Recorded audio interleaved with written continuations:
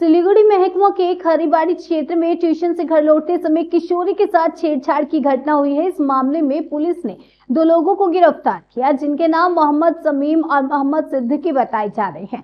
जानकारी के अनुसार किशोरी कल शाम खरीबाड़ी हाट से ट्यूशन खत्म करके घर लौट रहे थे।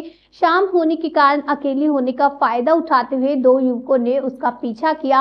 आरोप है कि उन्होंने किशोरी के साथ विभिन्न अश्लील बातें की और छेड़छाड़ भी की। किशोरी जब घर पहुंची तो उसने अपने परिवार के सदस्य को पूरी घटना बताई।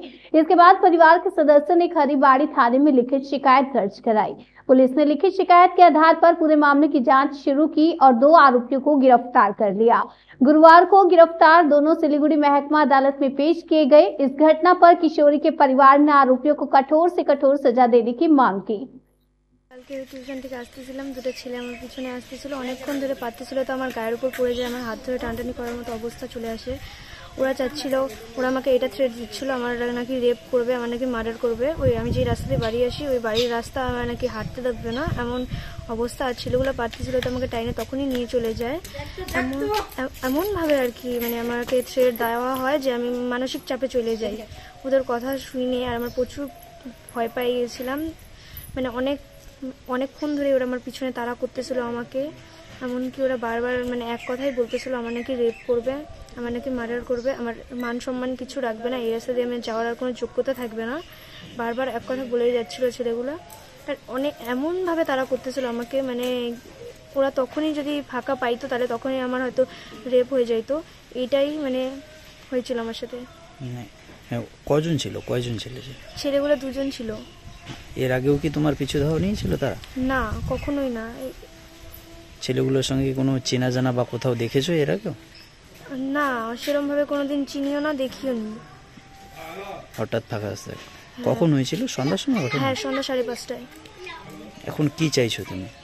এখন আমি জাস্টিস চাচ্ছি, কঠোর শাস্তি হতো। হ্যাঁ। पश्चिम बंगाल के हुगली जिले में शुक्रवार शाम को मकर संक्रांति के संक्रांत उत्सव के अवसर पर हरिपाल में मालिया विश्वनाथ सेवा समिति प्रांगण में शीतकालीन वस्त्र वितरण समारोह का आयोजन किया गया। राज्य मंत्री बेचाराम मन्ना, हरिपाल विधानसभा के विधायक डॉक्टर कार्बी मन्ना ने लगभग 5500 आदिवासी और खेरिया समुदाय की माताओं, भाइयों और बहनों को नए कपड़े उपहार में दिए। उपस्थित बुजुर्गों को धोती कुर्ता और माताओं बहनों को साड़ी भेंट की गई। मकर संक्रांति से पहले मंत्री बेचाराम मन्ना, विधायक कार्बी मन्ना के इस पहल से 5000 लोगों के चेहरे पर खुशी दिखाई दी।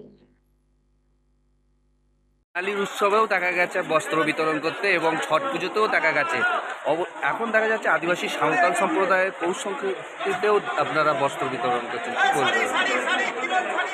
দেখুন, আমরা এ রাজ্যের মাননীয় মুখ্যমন্ত্রী মমতা ব্যানার্জির অনুপ্রেরণায় দিদি আমাদের শিখিয়েছেন যে মানুষের পাশে থাকতে আপদে বিপদে সুখে দুঃখে আনন্দের দিন। তাই দুর্গা উৎসবে যেরকম গরিব মানুষকে আমরা বস্ত্র উপহার দিই, ঈদেতে আমরা সংখ্যালঘু মুসলিম ভাইদের দিই, আবার ছট পুজোয় হিন্দিভাষী ভাইদের দেওয়া হয়।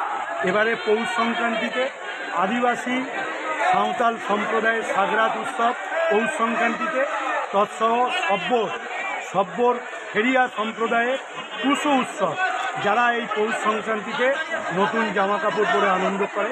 তাই তাদের হাতে আমরা প্রায় 6000-এরও বেশি কাপড় আমরা তাদের হাতে উপহার হিসাবে তারা তুলে দিলাম। তারা আনন্দ করুক এবং উৎসব করুক।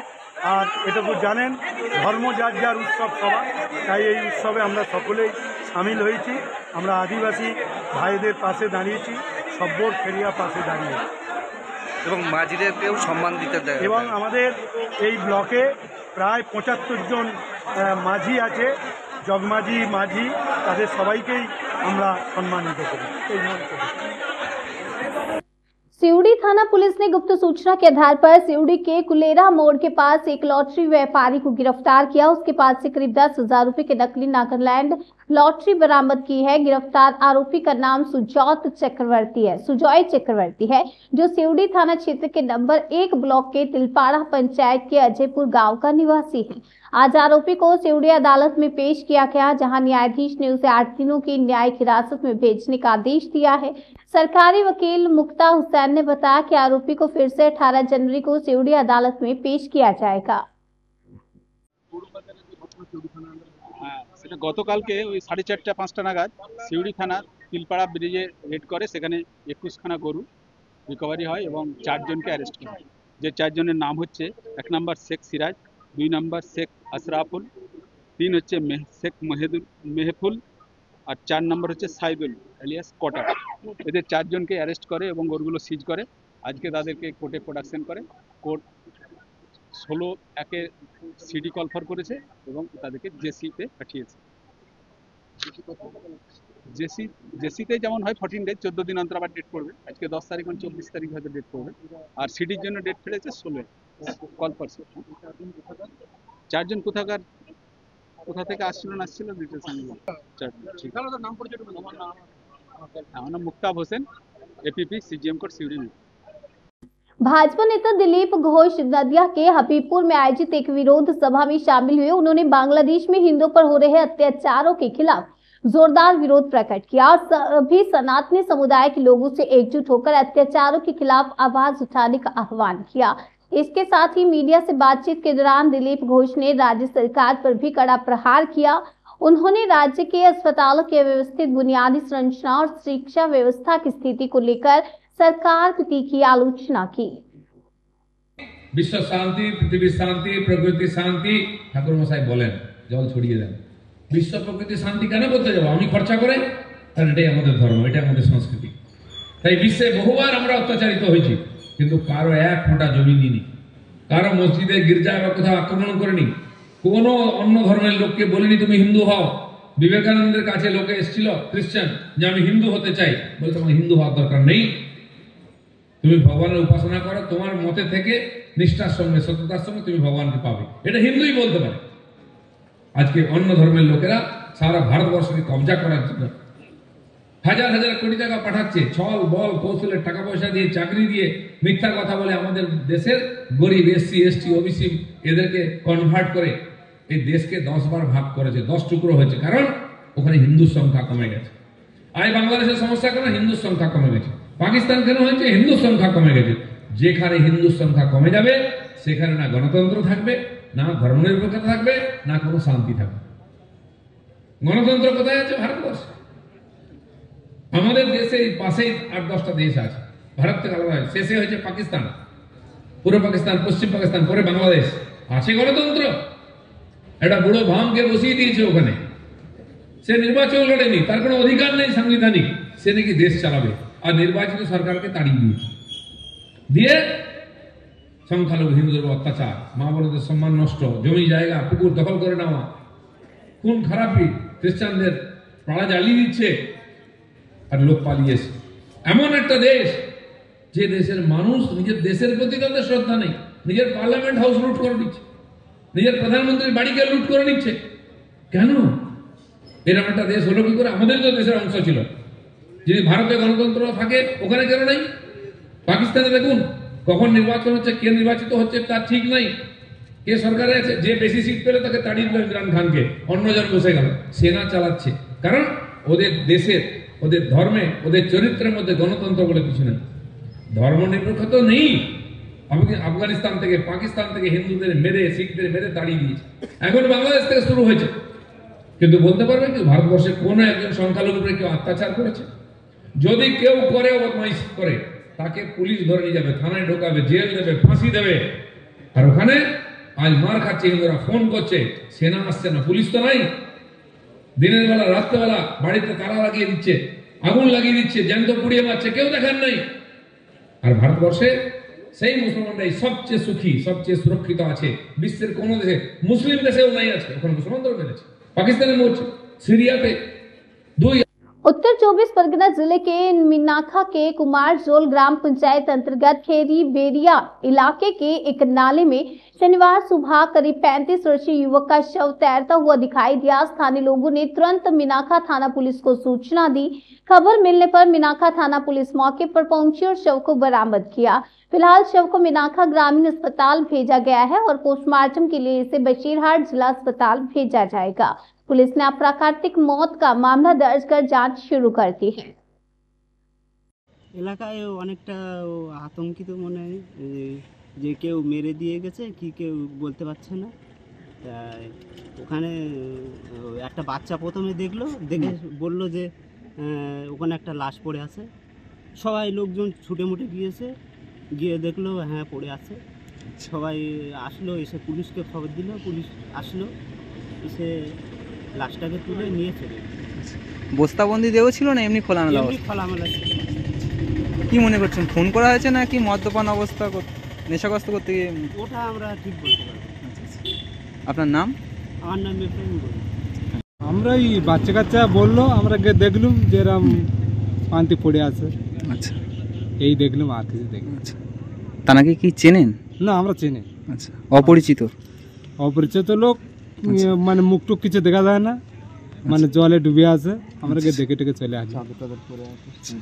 সোয়েটার টোয়েটার পড়ে আছে। আচ্ছা, চাদর টাদর আছে। এটা কোন জায়গায়? ওই পশ্চিম সাইডে খালের আগে। আচ্ছা, ও বলতে পারবো না। আচ্ছা আচ্ছা, ওটা আমরা বলতে পারবো না। আচ্ছা, আপনার নাম? আমার नाम अच्छा आमिरुल मोल्ला। पश्चिम बंगाल के शांतिपुर अग्निशमन केंद्र को विधायक ब्रजकिशोर गोस्वामी की पहल पर 5000 लीटर जलधारण क्षमता वाले आधुनिक इंजन MP 457 की सौगात मिली है। इससे शांतिपुर और आसपास के इलाकों की अग्नि सुरक्षा मजबूत हुई है। पहले यहां 22,050 और 3500 लीटर जल धारण क्षमता वाले छोटे व मध्यम इंजन थे, लेकिन बड़ी घटनाओं के लिए अन्य केंद्रों पर निर्भर रहना पड़ता था। हालांकि कर्मचारियों की कमी पर विधायक ने कहा कि ये मामला विभागीय अधिकारियों द्वारा मंत्री तक पहुंचाया गया है। मुख्यमंत्री ममता बनर्जी के नेतृत्व में विकास कार्य जारी है।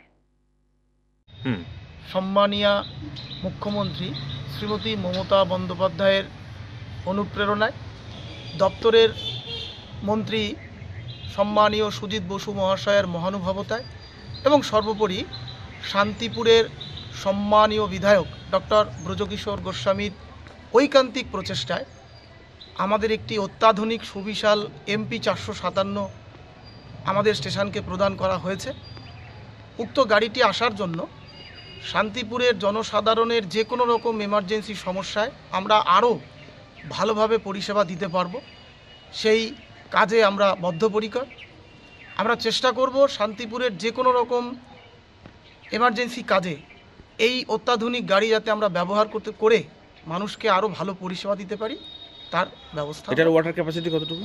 এটার ওয়াটার ক্যাপাসিটি অ্যাপ্রক্স 5000 লিটার। এর আগে কতগুলো ছিল শান্তিপুরে? এর আগে আমাদের শান্তিপুরে আরও দুটো ওয়াটার টেন্ডার ছিল। একটি ছিল MP 436 আর একটি ছিল ছোট গাড়ি MSWT 6। সেগুলোর ক্যাপাসিটি কত? সেগুলোর MSWT 6 এর ক্যাপাসিটি ছিল অ্যাপ্রক্স 2500 লিটার আর MP ছিল অ্যাপ্রক্স 4000 লিটার। তো এই গাড়িটা শুধু যে জলের ক্যাপাসিটির জন্য না, এই গাড়িটার আরও অত্যাধুনিক কিছু ব্যবস্থা আছে যেটার মাধ্যমে আমরা সাধারণ মানুষকে রেস্কিউ থেকে শুরু করে সাধারণ মানুষের যাতে সম্পত্তির ক্ষয়ক্ষতি কম হয় তার জন্য আরও ভালো পরিষেবা দিতে পারে। একটা বিষয় আমরা দেখেছি, লক্ষ্য করে যে বেশিরভাগ ক্ষেত্রে যখন অগ্নি সংযোগ ঘটে কোনো দুর্ঘটনা, তখন কিন্তু এই বড় গাড়ি যাওয়ার একটা সমস্যা তৈরি হয়। দেখুন, এলাকার মানুষকে আরও সচেতন হতে হবে। কোথাও কোনো জায়গায় কোনো অগ্নি সংযোগ বা কোনো এমার্জেন্সি কাজ হলে এ ধরনের গাড়ি যাতে করে সেখানে খুব তাড়াতাড়ি পৌঁছাতে পারে তার জন্য এলাকার জনসাধারণকেই সহযোগিতা করতে হবে। এবং এই গাড়িটা আমরা যদি ওই এমার্জেন্সি স্পটে নিতে পারি, আমরা যে আরও ভালোভাবে কাজ করতে পারবো সেটা আপনারা ভবিষ্যতে দেখতে পারবেন। আচ্ছা, মানে এটা এতদিন তাহলে নির্ভর করতে হতো কৃষ্ণনগর বা আমরা এই ধরনের অত্যাধুনিক গাড়ি আমাদের দমকলে ছিল না। শান্তিপুর দমকলে আমাদেরকে এই ধরনের গাড়ির জন্য জেলার কৃষ্ণনগরের ফায়ার ব্রিগেডের উপরে অথবা রানাঘাট কল্যাণী ফায়ার ব্রিগেডের উপরে নির্ভরশীল হতে হতো। এই গাড়িটি আসাতে আমরা কিন্তু সেই যে আমাদের একটা শূন্যস্থান ছিল সেটা পূরণ হলো। আচ্ছা, সেক্ষেত্রে যাতায়াতের একটা সমস্যা? হ্যাঁ, যাতায়াতের একটু সমস্যা হলেও যদি সাধারণ মানুষ সচেতন হয়, সচেতনতার দ্বারা যদি গাড়িটিকে খুব তাড়াতাড়ি আমাদের এমার্জেন্সি স্পটে পৌঁছাতে একটু সহযোগিতা করে তাহলে আমাদের কাজটা করতে খুব সুবিধা হবে। আরেকটি বিষয় হচ্ছে, গাড়ি তো হলো 3টে, সেক্ষেত্রে আমরা লক্ষ্য করে দেখেছি যে আপনাদের কর্মী সেই তুলনায় থাকেন না, মানে নেই আর কি, সেটা কি বলবেন? দেখুন, আমাদের দমকলের যে অফিসার ইনচার্জ উনি আমাদের উচ্চতর অফিসারের সাথে এই বিষয়ে আলোচনা করছে, খুব শীঘ্রই তার একটা সুরাহা করা হবে। আপনার নাম পরিচয়? আমার নাম বিধান ঘোষ, LFO শান্তিপুর ফায়ার। তাহলে আজ থেকে মানে আজকের পর থেকে যে কোনো দুর্ঘটনা এখনই আমাদের এই পরিষেবা চালু করে দেওয়া হয়েছে। আজকে যদি কোনো রকম কোনো বড় ইনসিডেন্ট শান্তিপুরের বুকে হয় আমরা এই গাড়ি কিন্তু সেখানে ব্যবহার করব। আপনার নাম পরিচয়? আমার নাম বিধান ঘোষ, LFO শান্তিপুর ফায়ার। দমকলের ফায়ার স্টেশনে গতকালকে দুটো ইঞ্জিন এসে রয়েছে, সেটা কি নতুনভাবে এসছে? 2022 সালের গ্রীষ্মকালীন অধিবেশন যখন বিধানসভায় ছিল, তখনই মাননীয় মন্ত্রী সুজিত বোসের কাছে আমি অ্যাপিল করি যে শান্তিপুরের ইঞ্জিনগুলি বেশ পুরনো, সেজন্য এখানে নতুন ইঞ্জিনের দরকার আছে বা গাড়ির দরকার আছে। তার কারণ বহু হাট, বহু বাজার এগুলো শান্তিপুরে রয়েছে এবং অগ্নিকাণ্ডের ঘটনাও শান্তিপুরে কম বেশি ঘটে, আপনারা আমার থেকেও ভালো জানবেন। সেই হিসাবে অনেক উন্নত মানের আধুনিক এবং বেশি পরিমাণ জল ধরে এরকম ইঞ্জিন একটি আমরা পেয়েছি, সেটাই আমরা দাবি করেছিলাম। দুটি অলরেডি আছে আপনি জানেন, আরও একটি উন্নত মানের এবং বেশি পরিমাণ জল ক্যাপাসিটি নেওয়া ইঞ্জিন আমরা একটি মাঝে মধ্যে কৃষ্ণনগর বা রানাঘাট থেকে আনতে হয়, তাহলে এখন অনেকটা 3টে হয়ে গেলে আশা করি কোনো সমস্যা আর দাঁড়াবে না। 3টি ইঞ্জিন মানে বিরাট ব্যাপার। 2022 সালের গ্রীষ্মকালীন অধিবেশনে বলা হয়েছিল এবং তারপর সেই বছরই রাস উৎসবের সময় মাননীয় মন্ত্রী আসেন আমার বাড়িতে, রাস দেখেন এবং নিজে সজমিনে তদন্ত করেন এবং প্রয়োজনীয়তা অনুভব করেছেন। আমরা এটা পেয়েছি। আমরা মাননীয় মুখ্যমন্ত্রী মমতা বন্দ্যোপাধ্যায়ের কাছে আমি ধন্যবাদ জানাই। শান্তিপুরের সার্বিক উন্নয়নের ক্ষেত্রে এটি একটি বড় পদক্ষেপ বলে আমি মনে করি। একটা কথা একটু অন্য ধরনের কথা, সেটা হচ্ছে যে এই যে উৎসবের সময় আপনাদের বাড়িতে আসেন, এটা কি একটা মানে আলাদা বিষয় নয়? মানে এমন অনেক সময় হয় যে দেখা গেল অফিসে যে এটা অফিসিয়ালভাবে আবেদন করা হয় সেটা হয়তো সেটাও দেখছেন, কিন্তু এক্ষেত্রে আরও বেশি সময়টা পান, এরকমটা হয় কি? সময়টা বলতে আপনার প্রশ্নটা মানে তিনি আসলেন, দেখা গেল এখানে যখন সেখান থেকে তিনি নিজে পর্যবেক্ষণ করতে পারলেন, বিষয়টা বেশ খানিকক্ষণ ধরে শুনতে পারলেন, অনুভব করতে পারলেন। বিধানসভায় সমস্ত মন্ত্রীদের দপ্তরে গিয়ে বিধায়ককে বারবার দাবি করতে হয়। আমি যখন মাননীয় মন্ত্রীকে আবেদন জানিয়েছিলাম, আসার অনুরোধ জানিয়েছিলাম, তখনও তো আমি জানতাম না। আমি আবারও বলছি 2022 গ্রীষ্মকালীন অধিবেশনে আমি আবেদন করেছিলাম প্রশ্নোত্তর পর্বে। উনি এসেছিলেন রাষ্ট্রীয় উৎসব অর্থাৎ প্রায় শীতকালের সময়, ঠিক আছে? কাজেই এই আশা এবং আবেদন দুটোকে এক জায়গায় করবেন না। আশাটা আশা, সেটা রাস উৎসবে আসা। আমি যখন বিধায়ক ছিলাম না, তখনও তৃণমূলের আমার দলের অনেক মন্ত্রীরা আমার বাড়িতে এসেছেন। সেখানে এমন নয় যে এটা আশা আর আবেদন দুটো এক। আচ্ছা, আরেকটা বিষয় হচ্ছে দমকলের ক্ষেত্রে যেমন ইঞ্জিন আছে সেরকম কর্মীও সংকট আছে, আমরা যেটা জানতে পেরেছিলাম, সেক্ষেত্রেও কি কিছু হবে আগামীতে? দেখুন, কর্মী সংকটের ব্যাপারটা তো নিশ্চিতভাবে মাননীয় মন্ত্রী দেখবেন, সেটা তো আমি তো ওই দপ্তরের সঙ্গে যুক্ত নই, আমার পক্ষে বলানো সম্ভব। এরকম ধরনের কোনো আবেদন আপনি পেয়েছেন দমকলের তরফ থেকে, যে আপনাকে জানানো হয়েছে? দমকলের তরফ থেকে কর্মীর আবেদন বিধায়ককে জানানো কখনো হয় না, তাদের নির্দিষ্ট ডিপার্টমেন্ট আছে, সেই ডিপার্টমেন্ট ওয়াইজ তারা যাবে। মাননীয় মুখ্যমন্ত্রী মমতা বন্দ্যোপাধ্যায় সর্বত্র যে উন্নয়নের ছোঁয়া পাঠিয়ে দিচ্ছেন বা ছুঁয়ে যাচ্ছেন, এটাই লক্ষণীয়। কর্মীর অভাব থাকতেই পারে, কারণ একটা দিনে 10 জন রিটায়ার হয়, একদিনে তো 10 জন রিক্রুট হয় না। তার বিকল্প ব্যবস্থাও তো মাননীয় মুখ্যমন্ত্রী মমতা বন্দ্যোপাধ্যায় করছেন, আমাদের দপ্তরের সমস্ত মন্ত্রীরা করছেন। আমরা নিশ্চিতভাবে মানুষের সেবার জন্য যা যা করণীয়, কর্মীর অভাবে কর্মীর অভাব ঢাকবো, পরিকাঠামোর অভাবে পরিকাঠামোর উন্নয়ন করব, মানুষকে বোঝানোর ব্যাপারে মানুষকে বোঝাবো, সবটাই আমরা করব।